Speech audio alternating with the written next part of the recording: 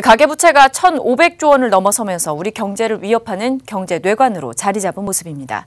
당장 다음 주에 있을 한은의 금통위에서 기준금리를 인상할 가능성이 높다는 전망이 우세한 가운데 가계부채 상환 부담이 가중될 것으로 보이면서 우려감은 더 커지고 있습니다.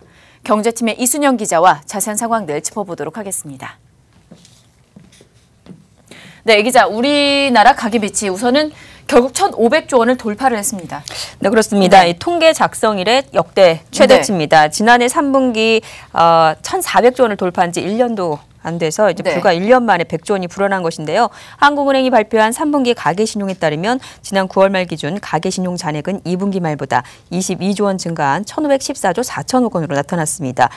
특히 은행 주택담보대출을 중심으로 증가를 했는데요. 국내 예금은행 가계대출은 아파트 분양 입주 과정에서 이뤄지는 집단대출과 전세자금 대출을 중심으로 전분기보다 14조 2천억 원 불어났습니다. 네, 이렇게 눈덩이처럼 빚이 늘어나고 있는 상황인데 다음 주에 열리는 한은의 금통위에서 기준금리가 인상될 가능성이 높은 것 같습니다.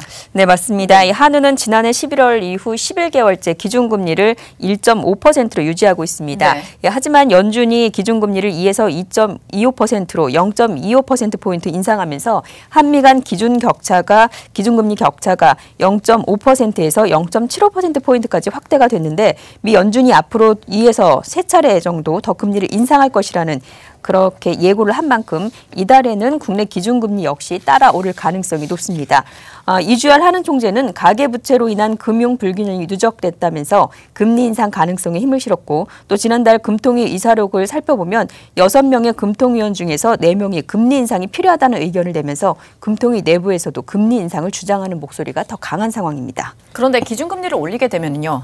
가계부채 증가세를 이끈 주택담보대출을 비롯해서 여러 가지 대출금리도 좀 올라가게 되고 그렇게 되면은 이자 부담 증가나 가계부채 부실화 이 또한 문제되지 않을까요? 네, 맞습니다. 이미 은행권 주택담보대출 금리는 5%에 육박한 상황으로 대출자들의 부담도 커졌는데요. 이 가계대출 가운데 변동금리 비중이 높은 만큼 다음 주 한은 금통위에서 금리 인상이 확정될 경우에 부담은 더욱더 커질 전망입니다. 특히 취약차주들의 이 부담이 커질 것으로 보이는데 이 취약차주들의 그 6월 말 기준으로 취약차주는 149만 9천 명으로 집계가 됐는데 이들이 보유한 대출이 85조 1천억 원에 달했습니다. 그런데 이 한은이 발표한 금융안정 보고서를 살펴보면 이 대출이 1%포인트 올라갈 때 취약차주의 DSR은 5%포인트 이상으로 상승하고 금리가 0.25%포인트 인상될 경우에 취약차주가 감당해야 할 이자가 2,127억 5천만 원이나 늘어나는 것으로 조사가 됐습니다.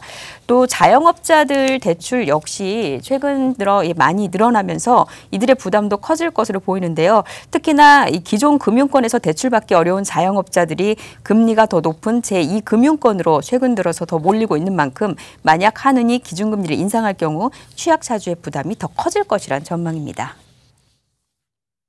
한계 가구나 자영업자들, 한계 차주들이 어려워지겠죠. 특히 가구도 가구지만 자영업자들이 어려워지겠죠. 지금 영업하시는 분들 월급 줘야 되는데 월급액은 늘어나야 되잖아요. 임금 인수. 근데 또 점점 더 어려워지겠죠. 돈 빌려야 되는 수요는 계속 있으니까 어떻게 해서든 돈을 빌릴 겁니다.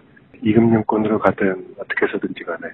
그러니까 한계 상황에 처해 있는 자영업자, 가구, 유인분들 어려워지는 거죠.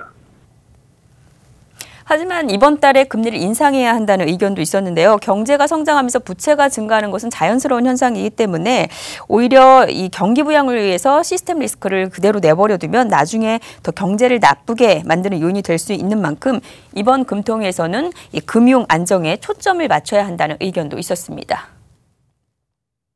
어차피 정책 당국 입장에서는 선택을 해야 돼요.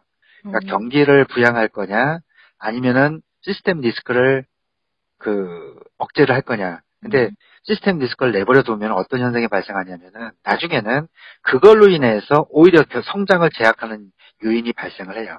지금은 괜찮을지 모르겠지만 갈수록 부채가 자꾸 더 쌓이게 되면은 그 부채 부담 때문에 상환이나 이런 부담 때문에 오히려 소비를 못하게 되고 그러면서 경제를 더 나쁘게 만드는 요인이 되거든요.